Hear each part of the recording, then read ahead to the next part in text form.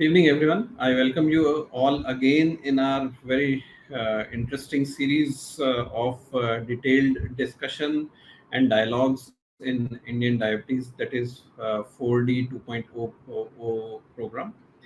Uh, Today we have a very interesting topic lined up for discussion, and it's about a disease, I believe, which is associated with one of the most severe forms of morbidity. Not only morbidity, but it's also one of the common reasons of mortality in patients with diabetes.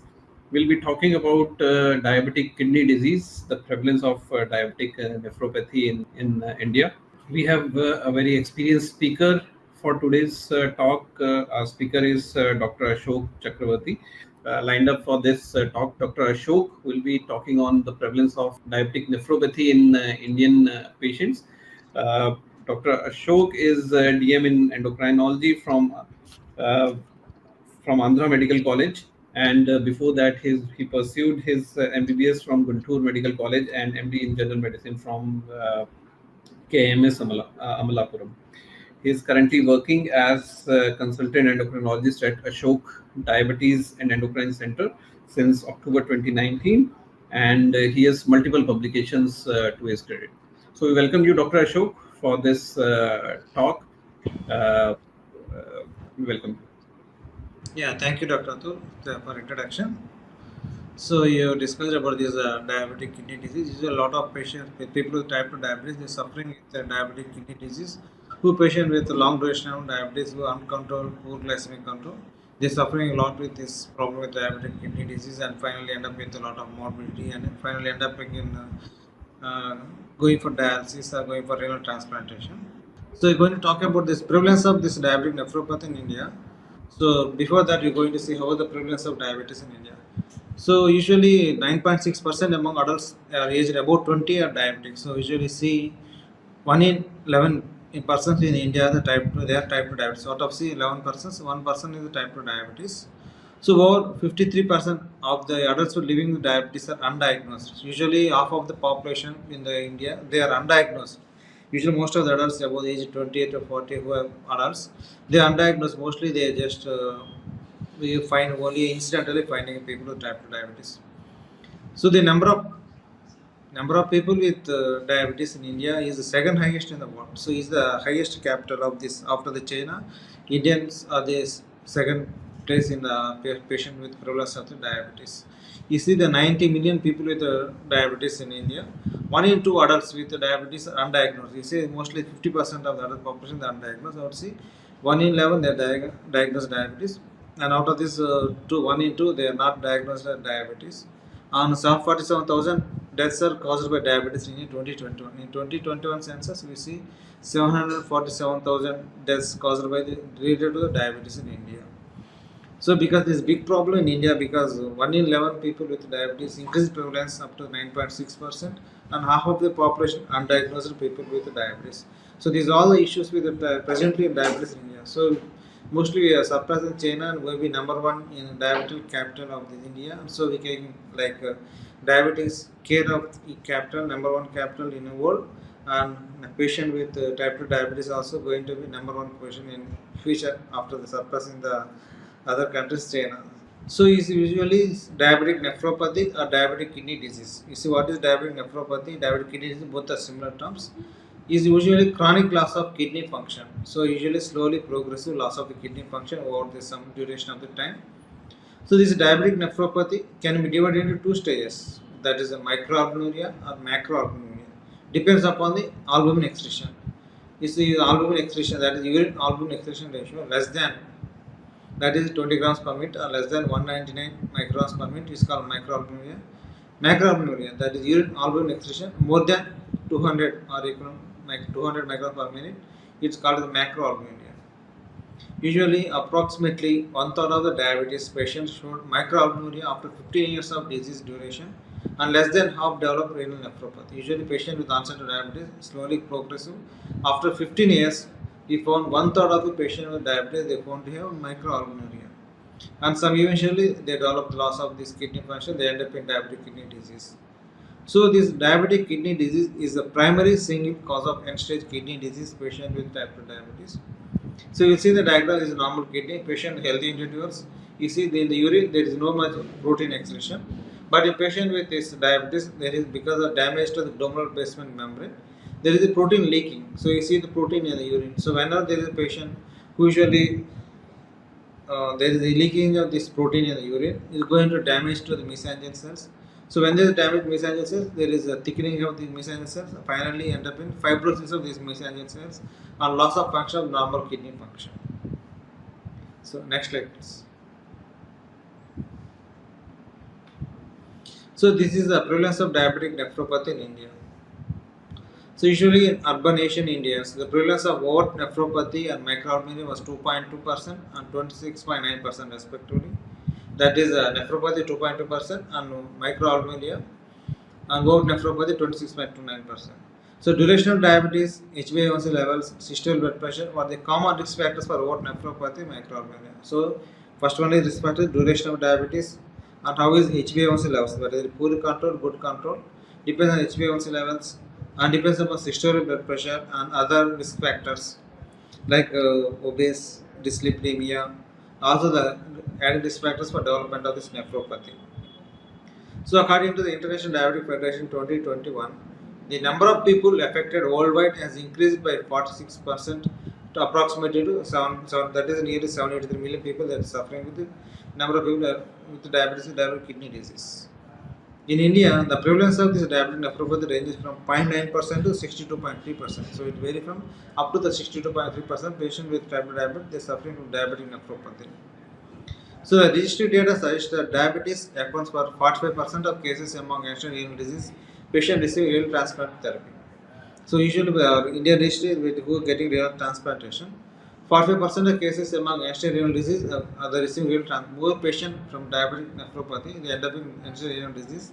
Out of this 45% patients they are going for renal transplantation. So some patients may not getting the donor, some patients not affordable, some patients with other comorbidities may be premature death. So out of this 45% they are going for renal transplantation. So usually this is the stages of diabetic kidney disease. Usually stage of hyperfiltration, silent stage, incipient stage, overt stage, and actually renal disease. So this hyperfiltration stage, there is usually glomerular hyperfiltration, hypertrophy. That is usually the normal initial response to compensate for this uncontrolled diabetes. So usually we have this increased GFR, increased blood filtration rate with a normal albuminuria with just increasing GFR, blood filtration rate. That is hyperfiltration stage. Followed by the silent stage. That is mild glomerular basement membrane thickening and focal mesangial sclerosis with normal albuminuria with normal GFR function. That is only there is a small change in glomerular basement membrane thickening and focal mesangial sclerosis. Next stage of incipient stage, that is mild to moderate glomerular basement thickening and variable mesangial sclerosis. So there is increased thickening and along with increased mesangial sclerosis, and there is increased albumin excretion. Here previously there is only normal albumin. Here there is increased albumin excretion from 30 to 300 milligrams per gram of creatinine. So GFR is normal or mildly decreased.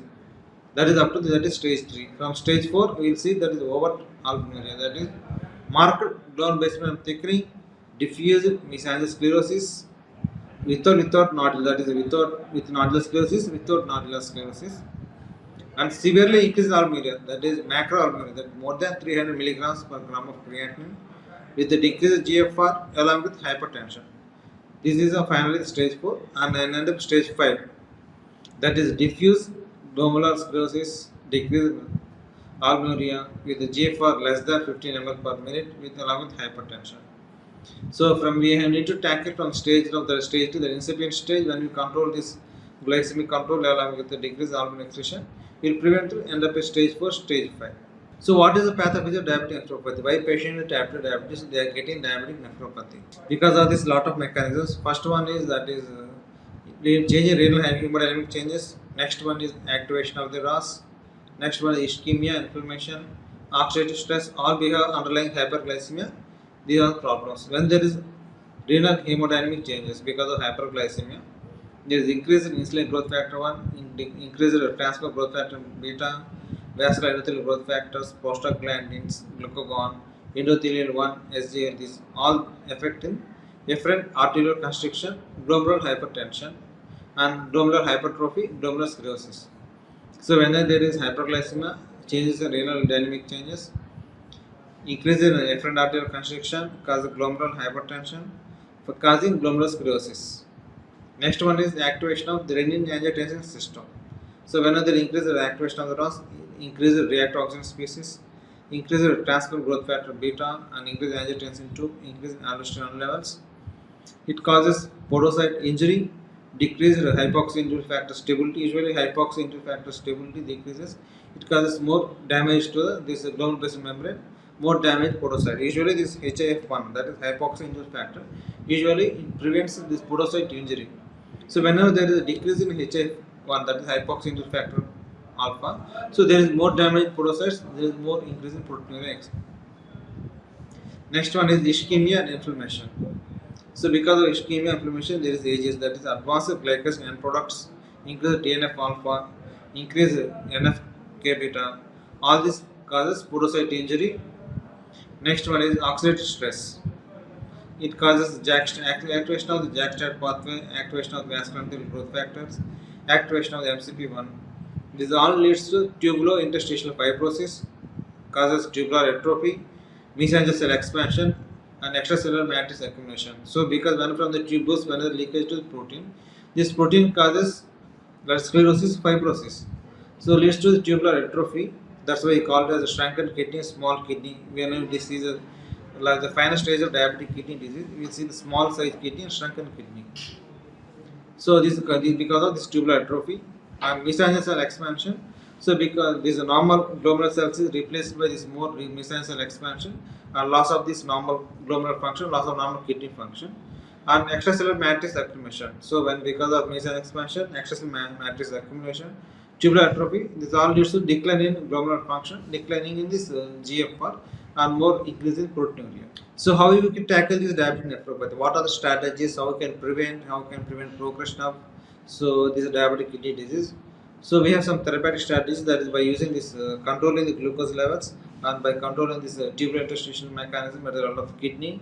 So we at least we can prevent the progression of this diabetic kidney disease. So this early initiation of combination therapy is an approach to achieve glycemic goals earlier, delay the deterioration of this glycemic control with possible better preservation of beta cell function. So positive beta cell function, better glycemic control, better preservation of this renal function.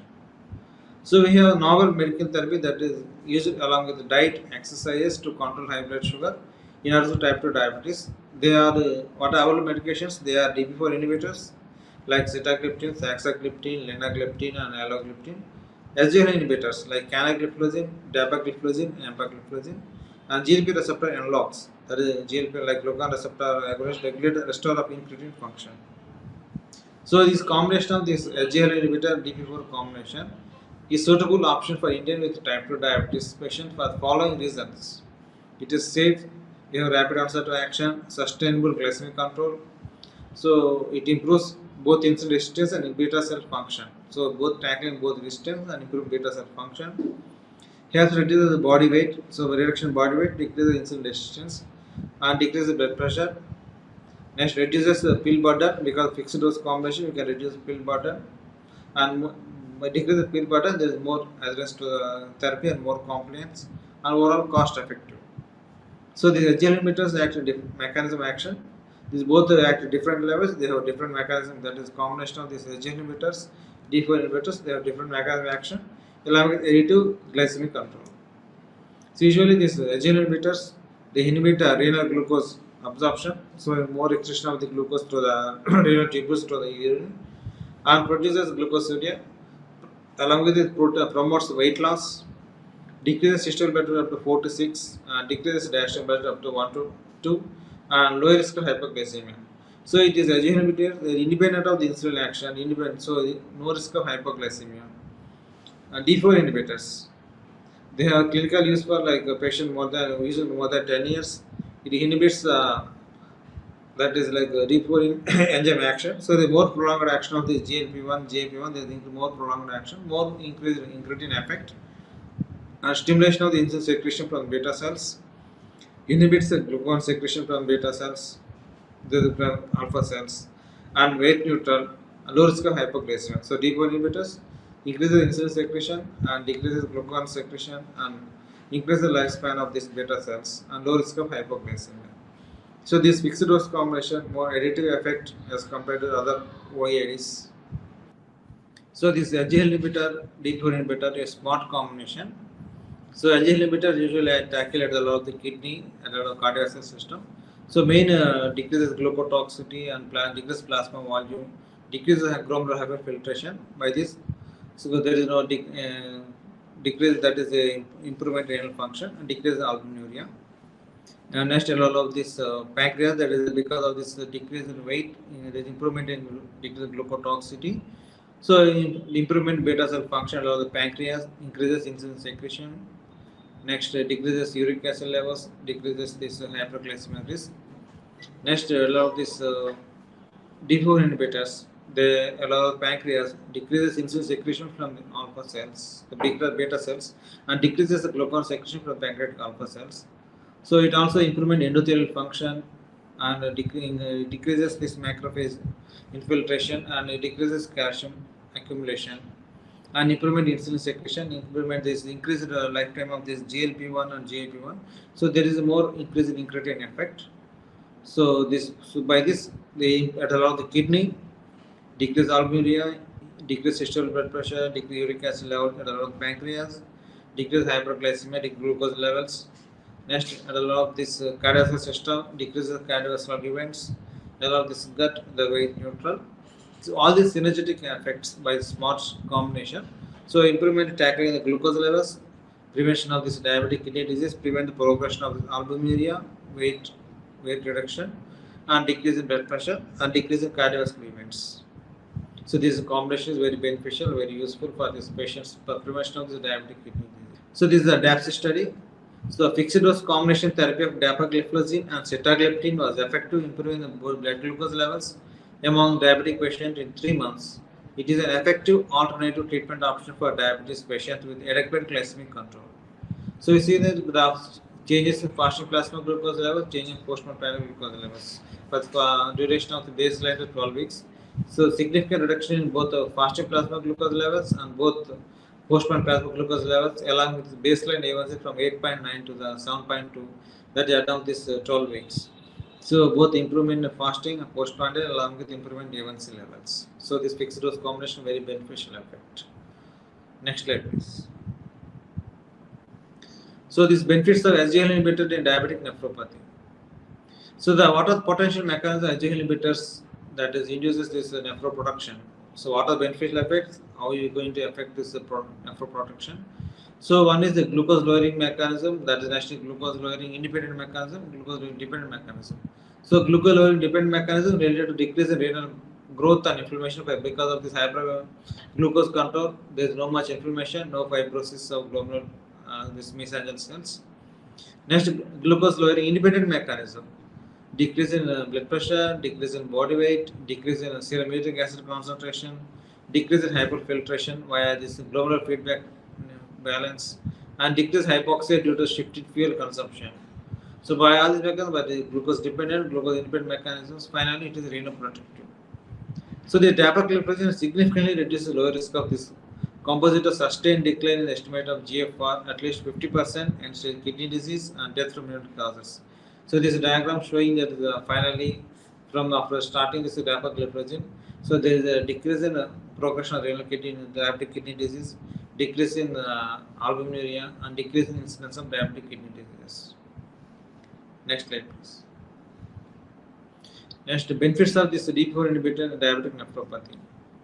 So sitagliptin significantly reduces diabetic kidney injury by inhibiting the kidney index and attenuating 24-hour protein, reducing the urea levels, reducing serum creatinine levels, and inhibiting progressive renal fibrosis, increasing extracellular matrix, including collagen 4 and fibronectin. So the sitagliptin significantly reduces the progression of diabetic kidney disease, and by reducing this progressive renal fibrosis and increasing extracellular matrix deposition. Thank you, Dr. Ashok, for a detailed presentation on diabetic kidney disease. We have a few questions for discussion. So, Dr. Ashok, risk factors do you look for in your patients with diabetic kidney disease? Uh, what makes you look more into patient for diabetic kidney disease? What are the risk factors that you look for? Usually, first one thing is the duration of the diabetes and how is the glycemic control, and what are the other macro conditions where like diabetic retinopathy, diabetic neuropathy, they are simultaneously also diabetic nephropathy. So all similarly they interlink. Most of the like how is the coincidence of this retinopathy, nephropathy up to 80 to 90% of patients who have diabetic retinopathy, they have the nephropathy. Also, most of patients like 40 to 50%, they are also diabetic neuropathy. So when you clinical history And patient when asking any symptoms of this diabetic neuropathy symptoms, simultaneously we also look for this nephropathy and also retinopathy. thank you, Dr. Ashok. If you have patients who have hypertensive heart disease or cardiovascular disease, how does it affect the progression of kidney disease?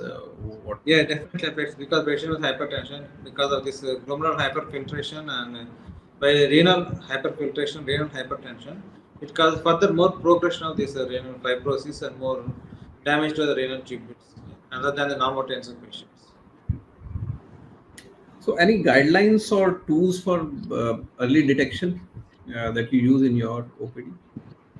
Yeah, usually routine screening we do like I do this like spot urine albumin creatinine ratio, that is microalbuminuria macroalbuminuria. I will do that for once in 6 months. I routinely do this albumin creatinine ratio and I'll pick up this whatever the diabetic kidney disease patients.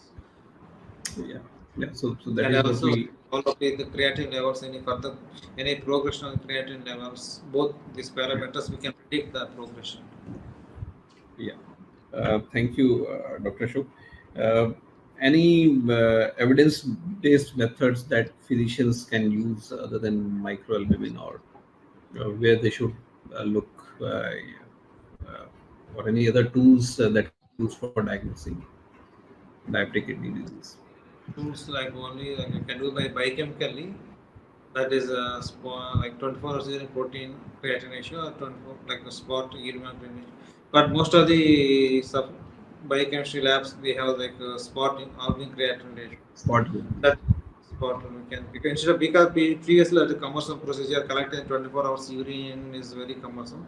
But a spot protein creatine ratio, spot albumin creatine ratio is very easy to detect this albumin cases, microalbumin cases. So, what challenges do you face? So, routinely, what we face here in my OPD is we do recommend our patients to get microalbumin test done, but I believe it is one of the most commonly missed tests, probably because of the cost or uh, the patient is paying through their own pockets. I see that this is one test that is being missed more commonly than lipid profile or, for that matter, fundus examination. What is your experience? What are the challenges that you face in your OPD? The challenges what we do is like what kind of lab facilities they have, what kind of instrument, and how are the pre-analytical errors. We need to look for pre-analytical errors. What is the time of collection of first urine sample, or it is a random sample, and how long the duration of the getting sample. And sometimes the usually the most of the labs they do small like test and they say like albumin plus 1 plus 2 plus, and very difficult for our next patient to convince that we need quantity not the like 1 or 2 plus, we need quantity how much albumin expression. So after that we will convince, and most like good labs, good instruments, we can get more accurate values than most of like normal machine values. Yeah, thank you. Any specific dietary or lifestyle modifications that you advise? Any dietary changes that you advise your patient or lifestyle for Sorry. management of diabetic kidney disease per se? Like mostly like guidelines, what we recommend is like firstly, strictly control for patient glycemic control along with blood pressure, lifestyle modifications, with good control of this dyslipidemia, like for patient good control of LDL levels and triglyceride levels, and like all of the risk factors. Most of the other than diabetes, lifestyle, water, most of the risk factors, the additive effects for this progression of this diabetic kidney disease. So look for all these factors, and we can further beneficial for controlling solving these factors. So, what is your opinion regarding medications like alpha ketoanalogs and multivitamins that are being rampantly, antioxidants that are being rampantly used for managing diabetic kidney disease by various nephrologists? Any evidence on that? Not much beneficial effect, but usually like the anti-inflammatory, but main culprit is hyperglycemia.